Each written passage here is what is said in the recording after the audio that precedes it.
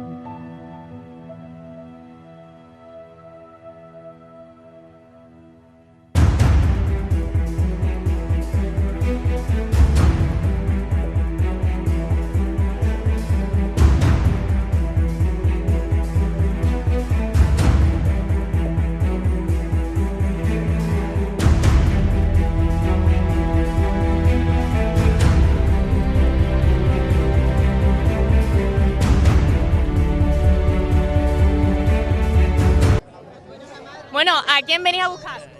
Sabea, no, pero no te vayas. Pero no te, encima me cogen a mí. ¿Tu primo, tu hermano? No, el primo de mi mujer. Yo ven para acá, no te Por vayas. aquí, ¿cómo habéis vivido eso de estar 4 meses y medio fuera de casa? Pues ha sido bastante largo porque encima nos ha caído las navidades por medio, pues imagínate, la verdad que es bastante duro. Pero bueno, luego ese regreso al final, que toda la familia aquí esperándote. Hombre, nervioso, mira, los veo de punta ya. Y ya no puedo hablar más, no puedo hablar más.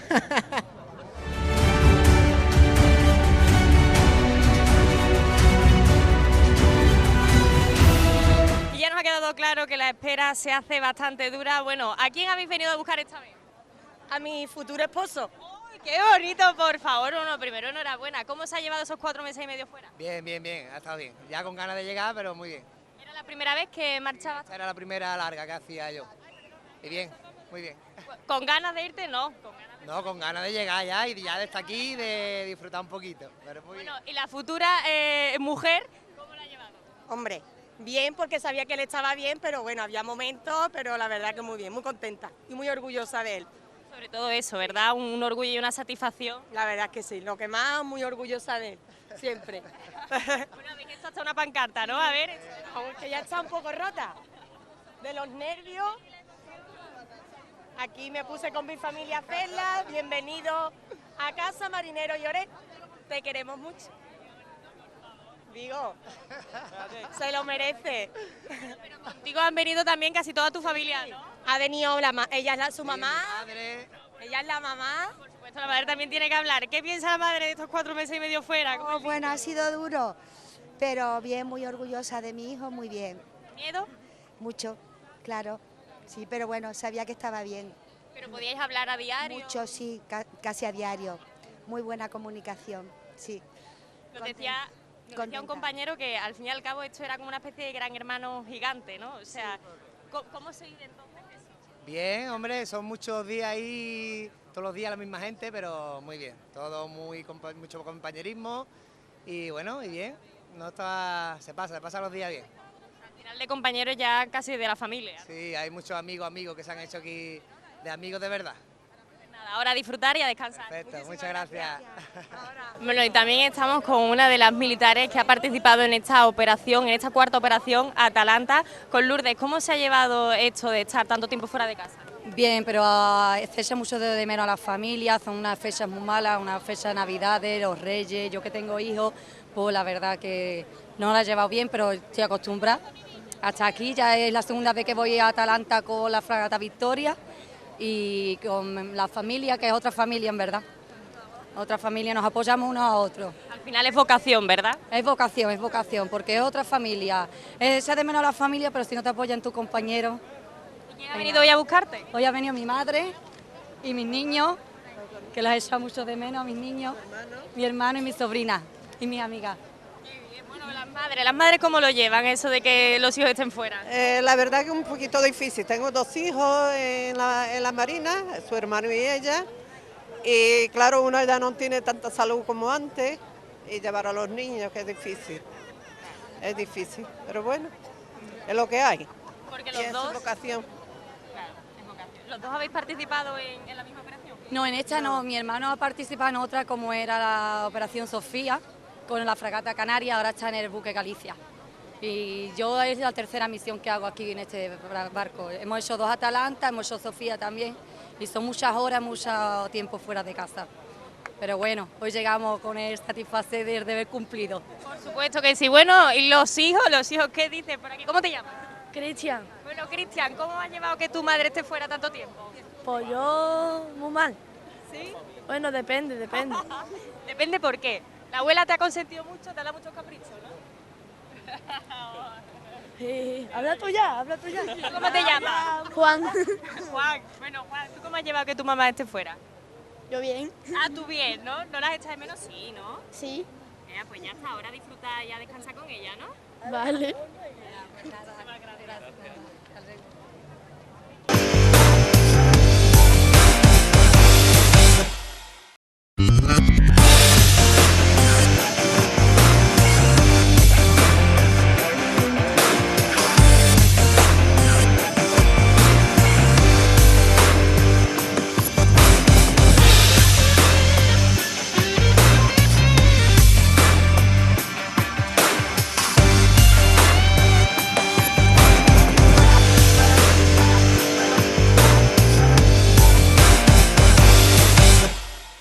tardes, ¿qué tal están? Hoy tenemos con nosotros en plató a nuestra querida nutricionista Claudia Lobatón, que viene a hablarnos sobre el almidón resistente. ¿Qué es eso? Bueno, pues dentro de unos minutos van a saber exactamente qué es el almidón resistente, pero antes voy a dar unas breves pinceladas. Es una forma de cocinar ciertos tipos de alimentos que contienen el almidón para que nos engorden menos.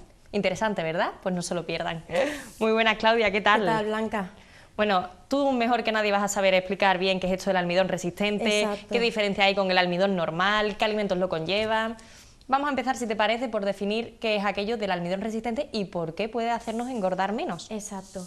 Bueno, en primer lugar, el almidón sería la reserva de hidratos de carbono que tienen las plantas y los vegetales, ¿no? En general, en su forma normal. De hecho, aquí he traído algunos alimentos, como son el arroz, los garbanzos, la patata, algunos cereales, como los copos de avena. Todos ellos son alimentos que tienen hidratos de carbono, además temidos a veces, que no debería ser así. Hay que decir que todos estos son alimentos saludables. Ahora bien, hay una forma de hacer que el almidón que tienen estos alimentos se absorba en menor cantidad. Es decir, que ingeriríamos menos energía a partir de estos hidratos de carbono. ¿Cómo? Convirtiendo este almidón en almidón resistente. ¿Qué es el almidón resistente? Pues sería hacer este almidón resistente a la digestión. Es una forma en la que la estructura de las moléculas cambia y es más difícil que sea absorbida por nuestro intestino, ¿vale? Así un poco como entrada para ello. Vamos a ver ahora mismo en pantalla, para explicárselo mejor a todos aquellos que nos estén viendo, aquello que dice de cómo se puede absorber más lentamente. Mira, aquí lo tenemos. Ahí está. Muy bien, pues sabemos que la digestión de los hidratos de carbono comienza desde la boca y el almidón empezaría a digerirse aquí. ¿Qué pasa? Cuando tenemos el almidón resistente, cambia la estructura de las moléculas de amilasa que forman este almidón, entonces pasa a lo largo de todo el tubo digestivo sin ser aprovechado por las diferentes partes y llega hasta el final del tubo digestivo, que sería el intestino grueso. En el intestino grueso sería aprovechado por la microbiota, que son estas bacterias que otras veces hemos comentado, que necesitan tener un buen alimento. Por tanto, esa digestión de los hidratos de carbono, que al final suponen obtener glucosa, cuando en lugar de almidón normal tenemos almidón resistente, supondría una menor cantidad de glucosa o de energía a partir de él, ¿vale? Pero bien dices que estos alimentos que ahora has traído aquí a plató, la patata, los garbanzos, el arroz, los copos de avena, nos ayudan a estar más sanos. Exacto, nos ayudan a estar más sanos porque es muy importante que esta microbiota esté bien alimentada. Entonces, este almidón resistente actúa como pueden actuar otros tipos de fibra y alimenta a la microbiota. Decimos de hecho que el almidón resistente actúa como un prebiótico. El prebiótico sería todo lo que es alimento para estas bacterias que viven con nosotros y que es muy importante que estén sanas. De hecho, si no tenemos una microbiota sana, pues tampoco estaremos sanos nosotros. Además, últimamente estamos escuchando mucho aquello de los alimentos probióticos, ¿no? Parece que está muy de moda. Exacto. Los probióticos, cuando tomamos alimentos con probióticos, estamos tomando alimentos con la bacteria viva, ¿vale? Sin embargo, estos prebióticos, en el caso de cuando conseguimos el almidón resistente, que ahora comentamos cómo lo hacemos a partir de estos alimentos, sería alimento para esas bacterias. O sea, tenemos el probiótico, que es la bacteria viva, y prebiótico, que sería el alimento para estas bacterias.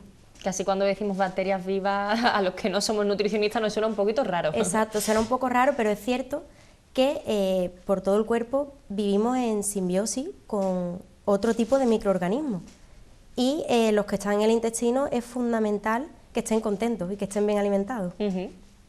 Bueno, entonces hay una forma específica de cocinarlos o de tratar este tipo de alimentos para, como hemos dicho, que la digestión sea diferente y se convierta en ese almidón resistente. ¿Cómo podríamos hacerlo? Exacto. Bueno, pues una forma muy útil, en la que además digo útil porque tenemos un 2 en 1. Tenemos el conseguir este almidón resistente y el tener alimento para varios días. Entonces sería, por ejemplo, en el caso del arroz, podemos cocer gran cantidad de arroz, da igual, no necesariamente tiene que ser integral, el que más nos guste, y lo cocemos y lo dejamos enfriar bien a temperatura ambiente, mejor si lo dejamos en el frigorífico. Cuanto más tiempo lo dejemos, más almidón resistente se forma. La idea sería, por ejemplo, podemos dejar el domingo una cantidad considerable de arroz cocido, dejarlo en la nevera e irlo consumiendo durante toda la semana. Cuanto más tiempo pasa en refrigeración, más almidón resistente se forma. Si, por ejemplo, dejamos el arroz cocido el domingo y lo dejamos enfriar hasta el lunes, tenemos cierto almidón resistente. Si, por ejemplo, el martes nos apetece de nuevo añadir arroz a alguna comida y lo volvemos a calentar, en cada ciclo de calentado y enfriamiento se aumenta esa cantidad de almidón resistente. ¿Podemos decir que engorda menos? Sí, porque obtenemos menos cantidad de energía, ya que, como hemos visto, no se digiere al completo estos hidratos de carbono, sino que servirían de alimento para nuestra microbiota. Tendríamos menos energía, pero ¿los nutrientes serían los mismos, Claudia? Los nutrientes, en el caso de los hidratos de carbono, serían en menor cantidad. De hecho, es bastante recomendable, por ejemplo, para personas diabéticas o personas que quieran sentirse un poco más saciadas con un poco menos de alimento. Es un truquito para no elevar tanto la glucemia o no elevar tanto la insulina después de consumirlo y para sentirnos un poco más saciados con la misma cantidad de alimento.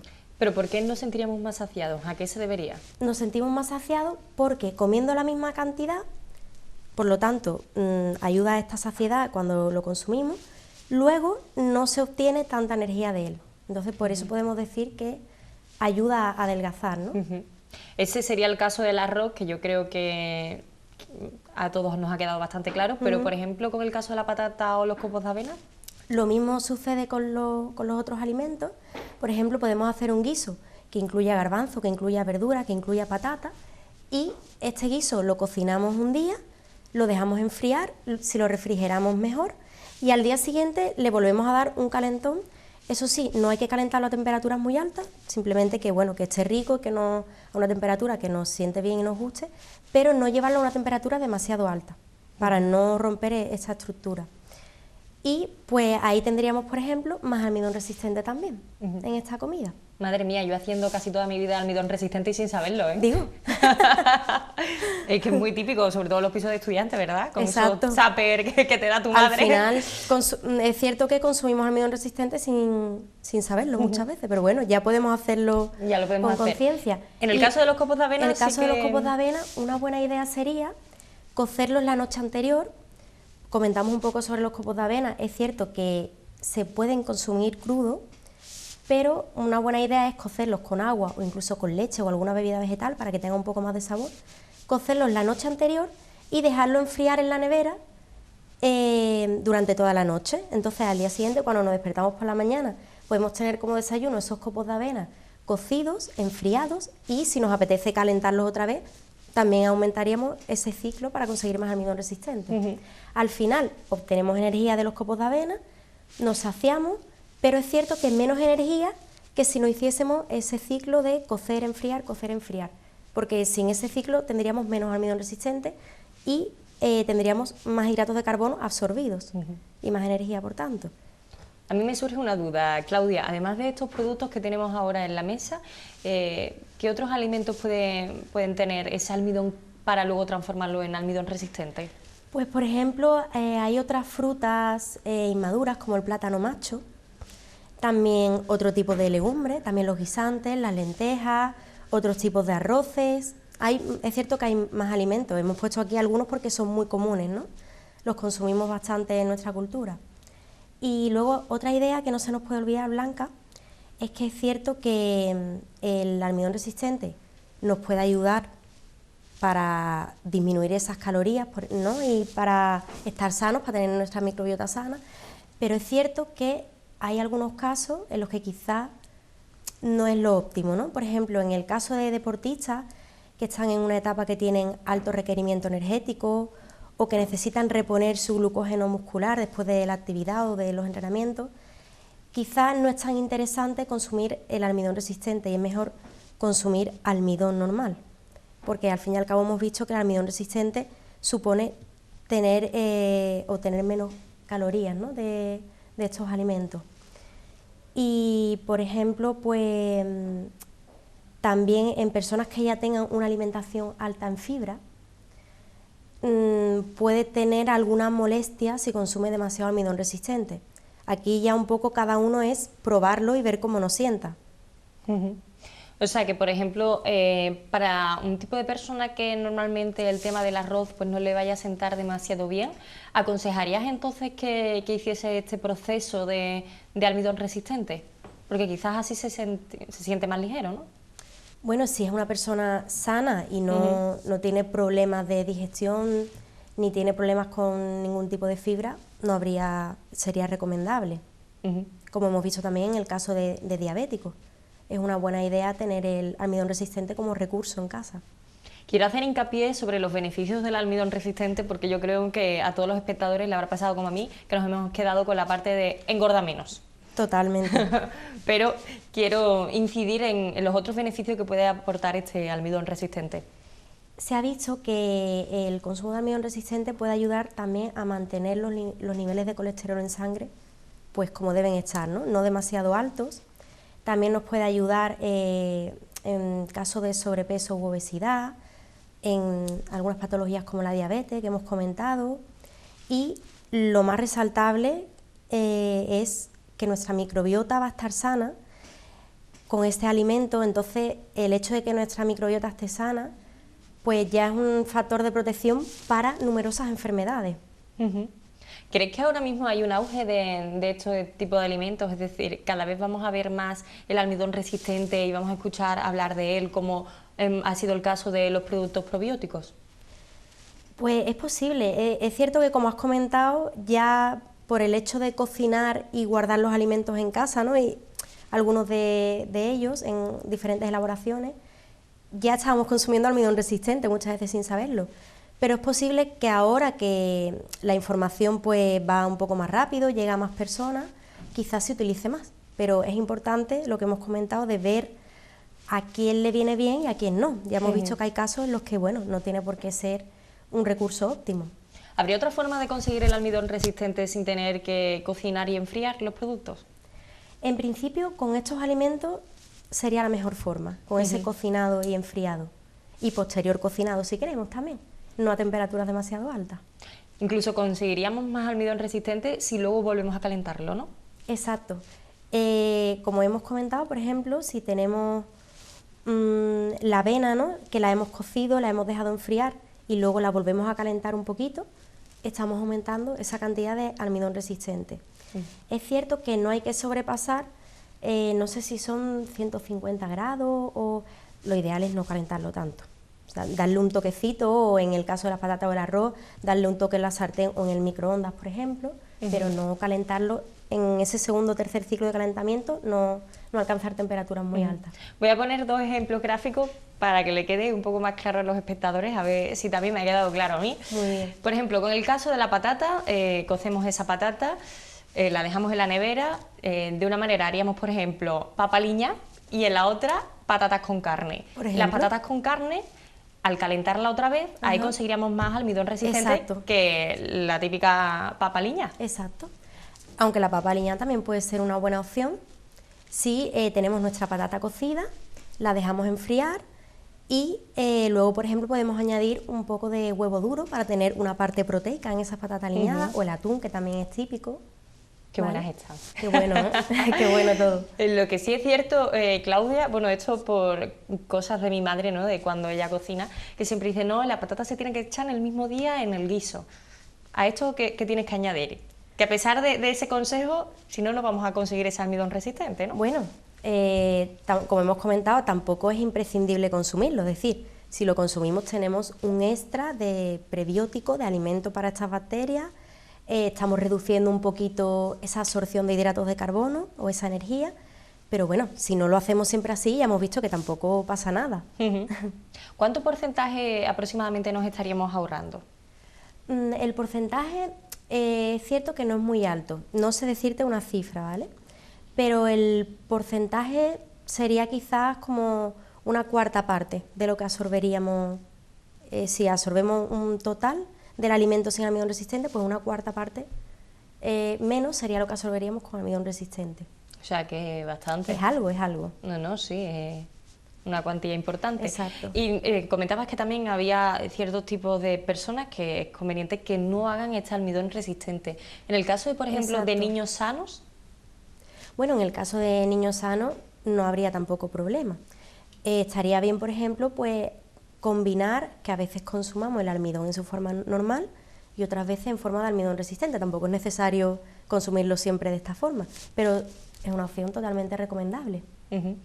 Y en cuanto a lo de la fruta, comentabas también, bueno, pues el tema del plátano macho. Ahí, ¿cómo se podría conseguir?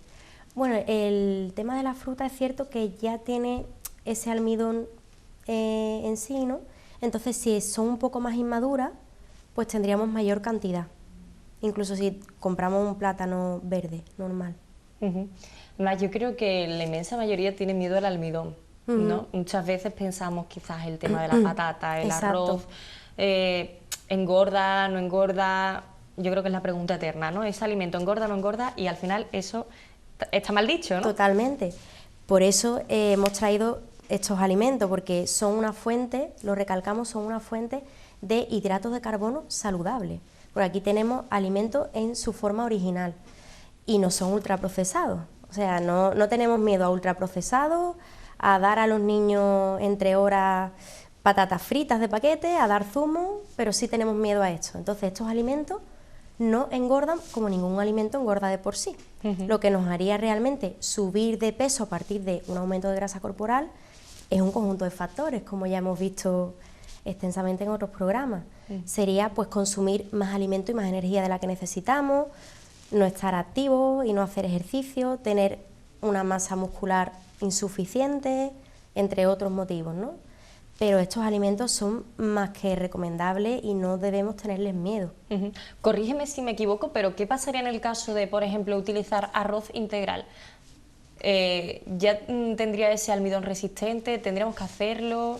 ¿Varía mucho de los productos integrales a...? Sucede más o menos de forma similar. Para conseguir el almidón resistente sería igual en diferentes tipos de arroz o de cereales. Igual que decíamos que no todo el mundo tiene por qué consumir el almidón resistente, el arroz integral, es cierto que no hay por qué tomar siempre arroz integral, porque es cierto que, bueno, ahora decimos todo el tiempo que es mejor lo integral, que es cierto, tiene sus beneficios, pero es muy importante, por ejemplo, de qué acompañamos el arroz. Por ejemplo, podemos hacer un guiso de arroz con abundante verdura o a una ensalada añadirle arroz, ¿no? Entonces, es más importante con qué acompañamos el arroz, con carne fresca, con guisos que tengan también pescado o marisco, por decir aquí algunos alimentos de origen animal, también tomar el arroz con legumbres, pero es más importante con qué acompañamos el arroz que el hecho de la preocupación por consumir arroz. El arroz es un alimento perfectamente recomendable, siempre que nos desplace a otros importantes, claro, no vamos a vivir solo de arroz. ¿Por qué se dice, y además es bastante común, que lo integral adelgaza cuando esto es mentira? Es cierto que los alimentos integrales tienen el grano completo, ¿no?, del cereal. Entonces, al tener más fibra en la parte del salvado, que es la parte externa del cereal, supone que esos hidratos de carbono que tienen se absorban de forma más lenta. Y esta fibra ayudaría a sentirnos más saciados también.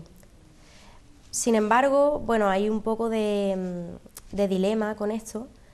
Es cierto que es recomendable, no vamos a decir que no, consumir integral, pero que a lo mejor las personas que consumen más integral también cuidan otras partes de la alimentación u otros aspectos, ¿no?, como tener una vida activa. Entonces, muchas veces en los estudios se ve que no es solo el consumir alimentos integrales, sino todo el conjunto de hábitos de vida, como siempre. O sea, eso de comerse un bocadillo de pan integral con chorizo, como que no. Bueno, no es la mejor opción, no es la más interesante.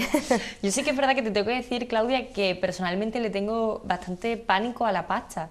Y normalmente pues intento evitar comerla porque pienso que al final pues, puede ser un plato bastante calórico. Y el otro día hablándolo con mi madre me comentaba, dice, bueno, pues quizás la solución sería añadir pasta integral en vez de la pasta normal. ¿Pero hasta qué punto? Es cierto que no hay gran diferencia en este caso, ¿no? Entonces, como siempre decimos, en el caso de la pasta, lo primero hay que decir que no es el hidrato de carbono más interesante, sobre todo para población general, porque la pasta principalmente nos aporta energía, ¿no?, con estos hidratos de carbono. Y hay otras formas más interesantes de obtener esos hidratos de carbono, como las que estamos viendo hoy. Ahora bien, tampoco es cuestión de tener miedo a la pasta. Sucede igual que acabamos de comentar con el arroz. Sería más importante ver con qué acompañamos esa pasta. Si es integral, bien, y si no es integral, podemos acompañarla de una buena cantidad, siempre que podamos, de verdura. Entonces, es cierto que no tiene mucho sentido, por ejemplo, para quienes tenemos trabajo o estudios y estamos más sedentarios, consumir varias veces a la semana un plato de pasta sin más, ¿no? Entonces aquí sí que es interesante, más que si la pasta es o no integral, que venga acompañado por otros alimentos con fibra, que nos hagan estar más saciados, que hagan que esos hidratos de carbono se absorban más lentamente y tener una buena porción, como siempre decimos, de proteína en el plato. Yo creo que con lo de la pasta más o menos serían esos puntos, ¿no?, los que tendríamos que tener en cuenta. ¿Con la pasta también se podría hacer el almidón resistente? También se podría hacer, era lo que te iba a comentar, que se me pasaba. Es cierto que la pasta, si la calentamos, la dejamos enfriar y la consumimos luego otra vez, incluso le damos otro pequeño toquecito de calor, también aumenta esa cantidad de almidón resistente. Por eso también vemos a veces por ahí artículos, la pasta que engorda menos o algo así, ¿no? Es cierto, sucede como con estos alimentos.